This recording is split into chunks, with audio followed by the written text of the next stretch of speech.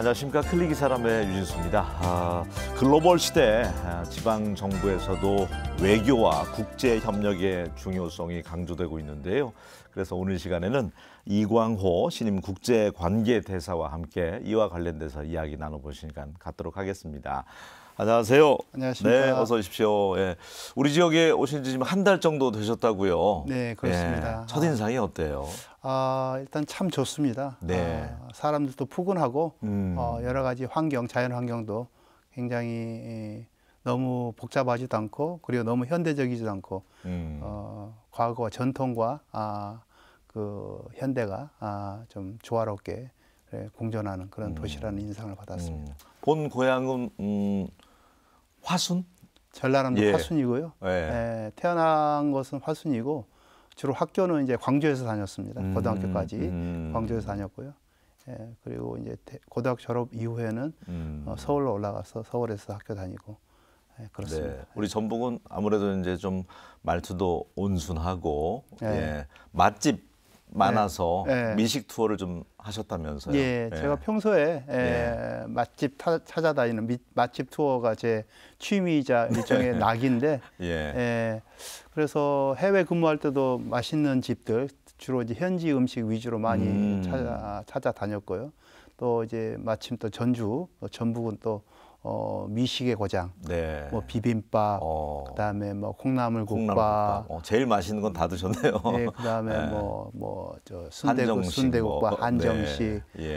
지금 한 달 동안 콩나물국밥, 뭐 한정식, 그다음에 뭐 피순대국밥 이런 것들 일단 다 직접 찾아가서 먹어봤습니다. 좋습니다. 그러면서 이제 우리 전북 사람들에 대해서도 알게 되고 전북 문화에 대해서도 또 접할 수 있는 게 맛에서부터 시작되는 거잖아요. 네네. 제가 이제 소개할 때 신임 국제관계대사라고 했는데 이게 뭐지 하고 좀 생경하게 생각하실 분을 위해서 어떤 그 역할인지.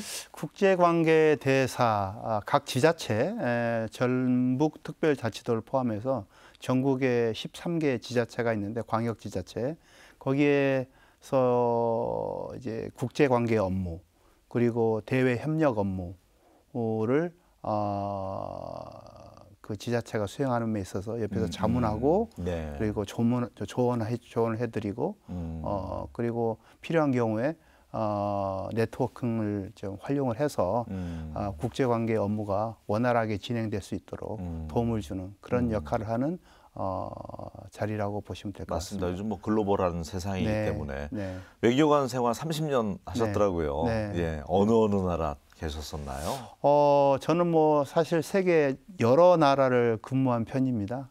그래서 유럽, 미국, 그다음에 캐나다, 그리고 중국, 그리고 중동, 아프리카는 아니고 저기 이라크, 그다음 아프가니스탄 이런 어려운 국가도 근무했고요. 좀 다양한 국가에서 근무를 했습니다. 그 가운데는 제일 선호했던 곳은 어디였나요? 어느 나라? 제 개인적인 입장에서 업무적으로는 사실은 중국에 근무할 때 가장 큰 보람을 많이 느꼈고요. 그리고 아프가니스탄 같은 그런 어려운 나라, 가난한 나라, 후진국에 근무할 때 또 그 나라에 많은 도움을 줄 수 있다는 측면에서 보람을 많이 느꼈고요.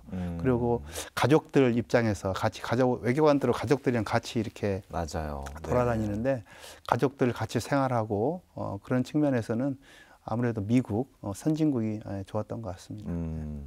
보람 가운데 보니까 우한 지역에 계실 때 커다란 또 에피소드가 있더라고요. 우한은 우리에게는 사실 중국의 많은 지명 가운데 코로나19로 알려졌잖아요. 맞습니다. 사실 코로나 이전에는 중국의 우한이라는 도시 자체가 있나 몰랐었어요. 잘 몰랐죠. 근데 제가 마침 우한 총영사관에 부총영사로 부임했을 때 제가 2019년 9월 달에 부임을 했는데 그 당시 이제 2019년 12월 말경에 코로나 바이러스 사태가 발생을 했죠. 그래서 그 당시 때 워낙 이제 미증유의 어떤 그 전염병 사태다 보니 사실 많이 당황하고 이 일을 어떻게 처리해야 될지 많이 걱정되고 그랬었는데 어쨌든 그 당시 제일 중요한 것은 우리 해외에 있는 우리 국민들을 안전하게 보호하는 게 가장 큰 임무였고요. 전 세계까지 그때 띄웠잖아요. 예. 네. 그때 그 당시 이제 도시 전체가 이제 1,000만 인구입니다. 우한이 1,000만 인구의 우한 도시가 전체가 봉쇄되다 보니까 그 안에 갇혀가지고 오도 가도 못하는 우리 교민들이 네. 1,000여 분 가량 있었는데 네. 그분들이 의료 시스템도 망가지고 붕괴되고 그래가지고 만약에 이제 감염이 되거나 그러면은 제대로 된 어떤 처치를 받을 수 없는 그런 상황이었거든요. 굉장히 위기 상황이었죠. 그 당시에 이제 전세기 정부의 우리 본부에 건의를 해서 네. 제가 전세기를 3차례에 걸쳐서 띄워서 모두 다 848명 정확히 숫자를 기억하는데 848명의 우리 국민들을 안전하게 한국으로 철수시켰던 그게 가장 큰 보람이고 기억에 남습니다. 그 지금은 우리가 이제 코로나19 하면 그냥 감기 수준으로 이제 인식을 하지만 상당히 심각했었잖아요. 일단은 뭐 걸리면 죽는 걸로 생각을 했었으니까. 그때는 여러 가지 괴담도 많이 돌고 국내 언론이나 여러 이제 매체에서 그런 상황으로 이렇게 좀 보고 있었는데 사실은 그 사태 발생 당시까지도 이전에 사례가 없기 때문에 이게 어떻게 치명적이고 얼마만큼 치명적이고 그리고 어느 정도의 그 치사율인지 사실 밝혀진 게 없었거든요. 네. 다 이렇게 소문만 무성하고 그런 상황이었는데 어쨌든 그런 게 사실 모르는 게 더 무서운 거거든요. 뭔가 좀 알면은 이게 어떤 질병이고 알면은 대처하기도 쉽고 그런데 밝혀진 바가 없는 처음 등장한 그런 그 역병이었기 때문에 굉장히 사람이 심리적으로 불안한 상태였고 네. 두려움에 많이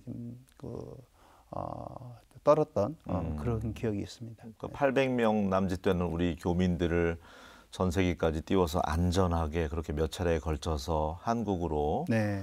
귀환시키다 보니까 국민들 막 온라인 응원 메시지도 많이 영사들이 받았다면서요? 예. 당시 우리 국민들이 우리 언론 매체를 통해서라든가 SNS라든가 통해서 굉장히 응원 메시지 많이 보내주셨고요. 특히 우리 그 언론들에서도 굉장히 우리 그 영사관의 우리 정부의 그 조치에 대해서 굉장히 우호적으로 이렇게 다뤄져서 굉장히 그 현장에서 일했던 우리 공무원으로서는 큰 그 자부심과 자긍심, 대한민국이 대단한 멋진 나라다 네. 이런 걸 많이 느꼈었죠. 30년 외교관 생활 가운데 잊지 못할 하나의 이제 기억이 될 것 같고요. 맞습니다. 우리 지역 보니까 전북특별자치도가 올해 그 강소성 소주라고 하는 곳을 아주 물이 좋더라고요. 거기를 한번 가본 적이 있는데 자매결연 교류한 지가 30주년 올해 됐더라고요. 네, 맞습니다. 지금 강소성이 우리 한국하고 중국이 수교한 지가 지금 이제 올해로 32년 차, 1992년에 했으니까요. 아주 초창기에 자매 결연을 맺은 중국의 도시입니다. 그리고 강소성은 중국 내에서도 소주로 말씀하셨지만 소주라는 아주 아름다운 도시가 있고 그리고 그쪽에 그 경제적으로도 한국하고 아주 경제 협력 관계에 아주 동독한 그런 그 중국 내 성 중에 하나입니다. 그래서 전북하고 강소성하고 이제 자매 결연 맺은 지 올해가 30주년이 되고 있어서 아마 우리 도 측에서도 우리 도에서도 한번 가시든지 아니면 그쪽에서도 한번 전북을 방문하시든지 이런 교류 프로그램이 있을 걸로 지금 생각하고 있습니다. 네. 어쨌든 이제 외교부 또 영사 활동하면 이제 통상 관계도 이제 관여를 하시고 하잖아요. 자국민 보호라든지. 중국 쪽은 어떻습니까? 우리가 이제 대중국 흑자를 많이 보다가 지금은 이제 적자를 보고 있고. 지는 해로 이제 인식을 많이 하잖아요. 많이 인도나 다른 인도네시아나 베트남으로 이제 많은 기업들이 생산 기지를 옮겨가고 있는데 그래도 간과해서는 안 되는 지역이 또 중국이 아닌가 싶어요.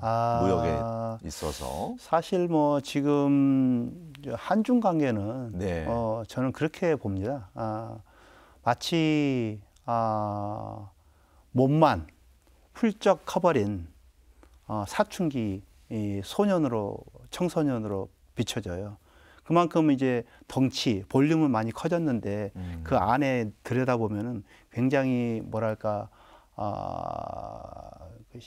상호 간의 신뢰감이라든가 그런 안정적인 그런 교류의 기반은 아직 조성되지 않은 상황이라고 보고 있습니다. 중국 어떤 대내외적인 기업 신뢰도만 보더라도 많이 좀 떨어지고 있잖아요. 네네. 예. 그러다 보니까 그런 점도 네, 예. 하나이겠죠. 예. 예. 사실 근데 중국은 정말 이사 갈 수 없는 우리의 이웃이고 그건 이제 5,000년 이상을 역사를 같이 해온 이웃 네. 국가이고 그리고 92년 수교 이후에는 정말 그 한중관계 발전 속도라는 것은 정말 괄목상대라는 표현이 라는 표현으로도 표현할 수 있을 정도만큼 그렇게 급속도로 성장을 해왔거든요. 특히 이제 그 과정에서 사실은 중국도 많이 이득을 봤지만은 사실은 큰 무역 흑자 폭에서 알 수 있듯이 네. 사실 우리나라가 많은 이득을 본 건 사실입니다.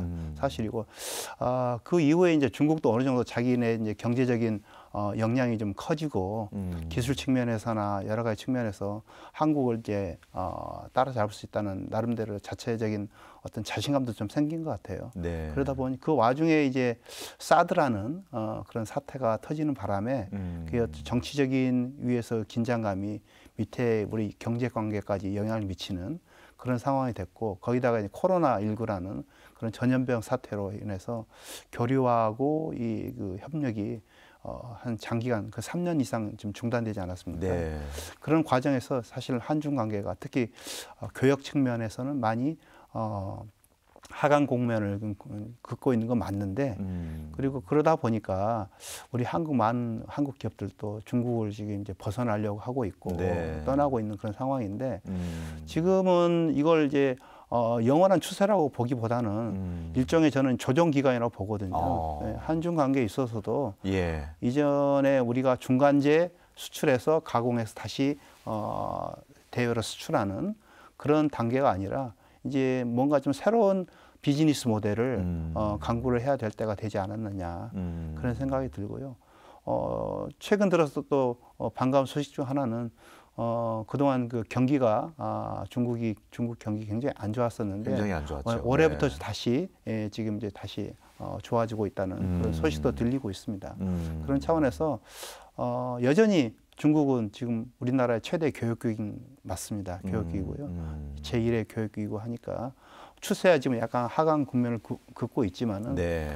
다시 한번 이게 치고 올라갈 수 있는 그런 시기가 올 거라고 생각을 합니다. 그러니까 우선적으로 이제 중국과 우리나라가 이제 관계 개선이 좀 더 되면 더 교역도 더 늘어나고 네. 또 그렇게 되면 우리가 또 더 진출할 수 있는 네. 그 관시라고 해서 그 네트워크가 굉장히 중요하더라고요. 맞습니다. 중국은 보이지 네. 않는. 예. 네. 그래서 중국에 근무를 해보니까 네.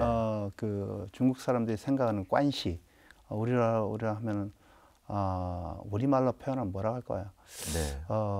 끈 서로 간의 끈 유대 관계 네. 끈인데 이게 뭐 사실 관시가 제대로 된 그런 관시가 형성이 되려면은 단시간에 시간이 걸리죠. 형성되는 네. 거 아니고 예. 장기간에 걸쳐서 서로 이렇게 교류하고 서로 이렇게 교역을 하고 그런 과정에서 차곡차곡 쌓여가는 그런 걸로 보입니다. 그래서 지금 이제 한중 관계가 좀 어려운 시기를 맞고 있지만은 그동안에 이제 사실 또 한국에도 중국에 대해서 잘 이해하고 관심가 많은 우리 전문가들도 많고요. 네. 중국 측에서도 사실 한국에 대해서 우호감을 가지고 계속 이렇게 한국을 좀 응원하는 그런 중국 사람도 많습니다.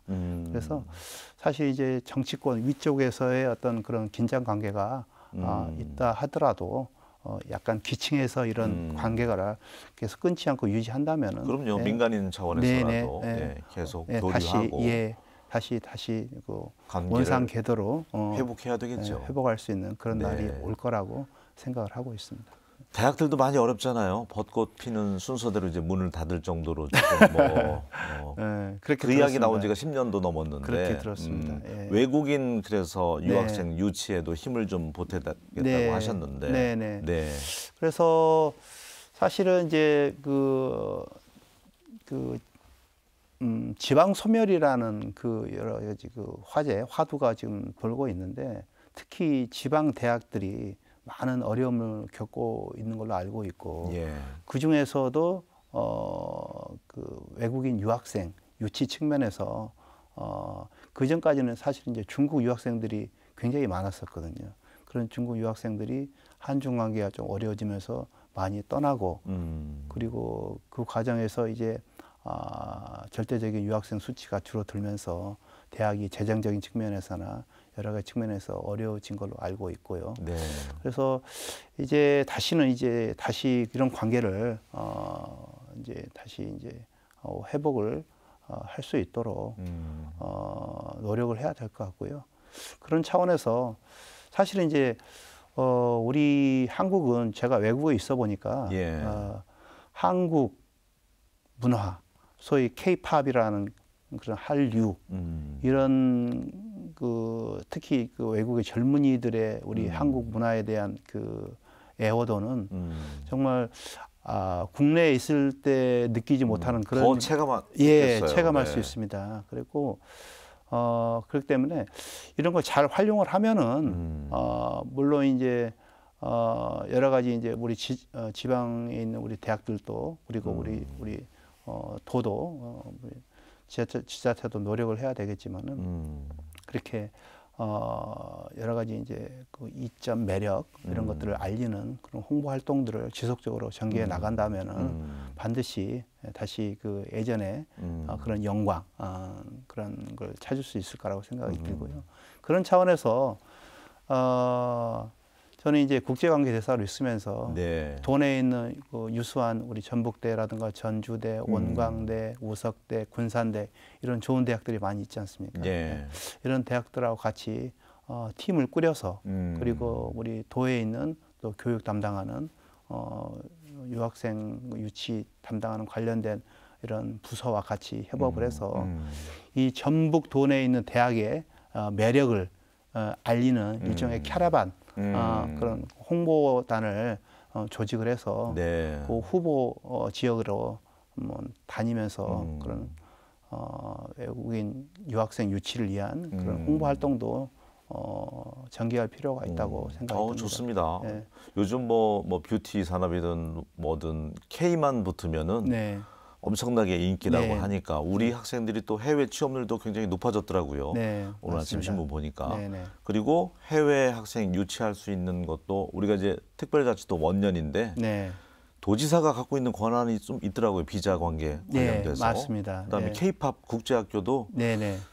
네네. 열풍일 것 같아요. 네네. 맞습니다. 그래서 그런 것들을 잘 활용을 해서 네. 우리의 전북의 매력을 많이 알리고 홍보한다면은 외국인 유학생 유치에도 아주 긍정적인 효과가 있을 걸로 생각이 됩니다. 학생들 대상으로 또 특강도 계획하고 계신다면서요? 예. 어떤 쪽으로 특강을 해주시려고?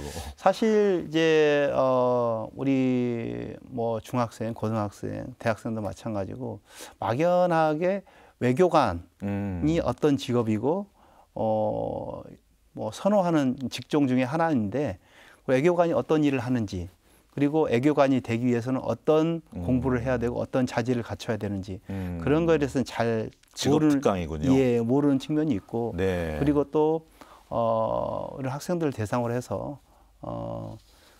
그런 것들을 좀 같이 소통하고 싶고 그리고 제가 해외 외교관으로서 해외 근무하면서 느낀 우리 대한민국의 위상의 그 높아진 위상 제가 경험했던 거 그런 거 위주로 좀 소통을 하고 이렇게 그러고 싶습니다. 네.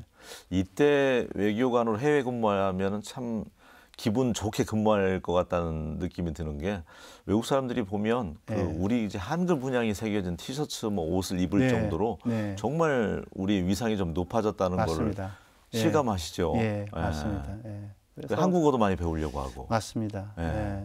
그래서 해외 나가 있다 보니까 이제 느끼는 건 뭐냐면은 특히 중국 같은 경우에는 사실 공식적으로는 대놓고 이제 한국 문화, 한국 드라마 이런 걸 이제 보지는 못하지 않습니까?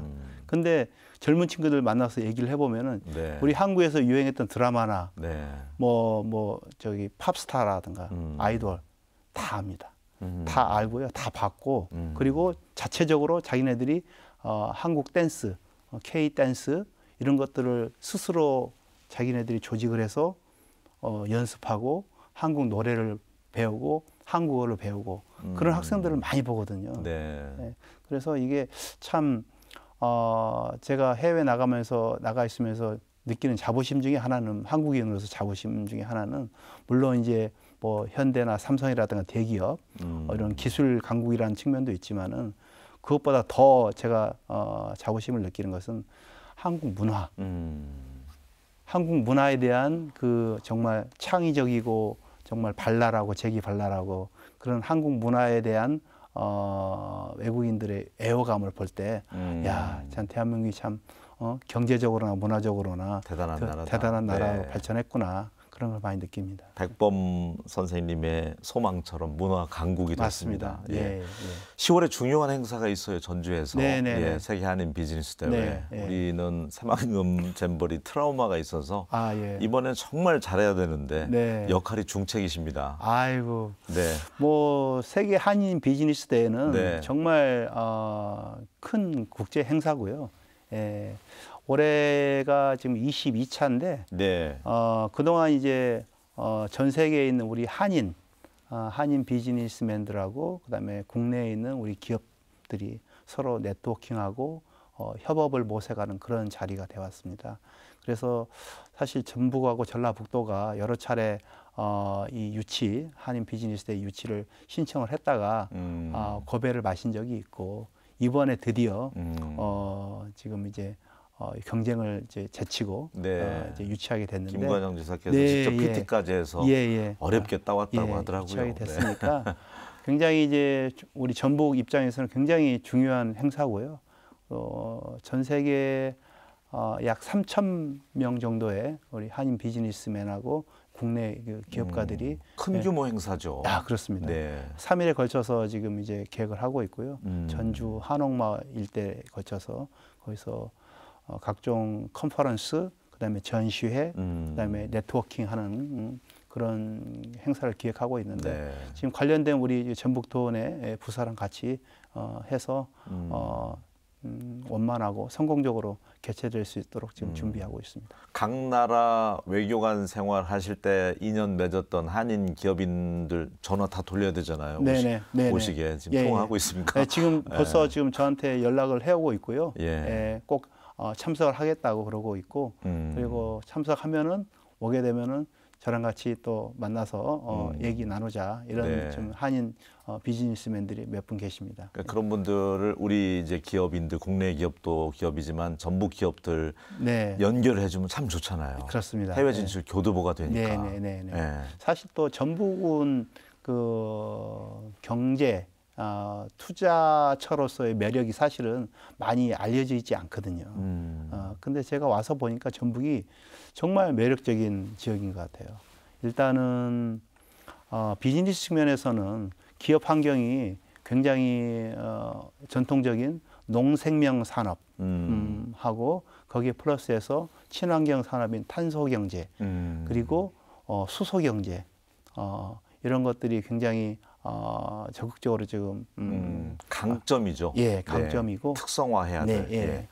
그리고 자연적인 측면에서는 산과 들과 바다를 세 가지를 모두 갖추고 있는 그런 천혜의 그런 자연환경을 갖추고 있고 그리고 역사와 전통, 인문 환경도 굉장히 풍부하게 보유하고 있는 네. 굉장히 매력적인 투자처라고 이렇게 보여집니다. 전북에 한 달 계셨는데 전북에 대해서 지금 열심히 연구를 하신 것 같아요. 오기 전에 좀 스터디를 했습니다. 알겠습니다. 우리 도내 기업들이 또 해외 진출, 내수가 어려울 때는 또 해외 진출이 돌파구 될 수 있잖아요. 네네네. 예. 그래서 이제 우리 또 무엇보다도 중요한 게 먹고 사는 문제 아니겠습니까? 맞습니다. 네. 그래서 그런 차원에서 뭐 지방 소멸 얘기도 나오는데 일단은 전북 도내에 투자를 많이 받아서 네.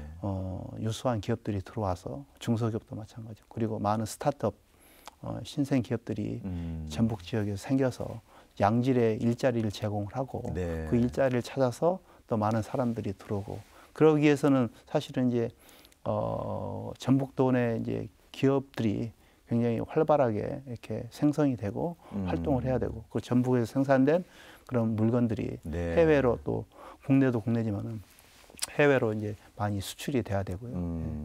그리고 또 더 중요한 것은 제가 볼 때는 해외 큰 자본들이 전북에 들어와서 외자가 들어와서 네. 좀 이제 외자가 들어와서 그 전북도 내 기업도 설립하고 그리고 전북도 내에 있는 우리 기업들과 전북도 내 기업들 같이 협업을 해서 네. 합작을 해서 그렇게 하는 게 전북도 발전 측면에서 굉장히 중요한 부분이라고 생각이 듭니다. 알겠습니다. 네. 좋은 아이디어도 많이 내주시고요. 특히 이제 10월에 있을 세계 한인 비즈니스 대회 성공적으로 잘 치를 수 있도록 힘을 보태주시기 바랍니다. 오늘 함께해 주셔서 고맙습니다. 네, 감사합니다. 네. 네. 예, 선거는 끝이 났습니다. 우리 당선자들은 공약으로 내걸었던 유권자들과의 약속 꼭 지켜주시기 바랍니다. 저는 다음 시간에 다시 인사드리겠습니다. 고맙습니다.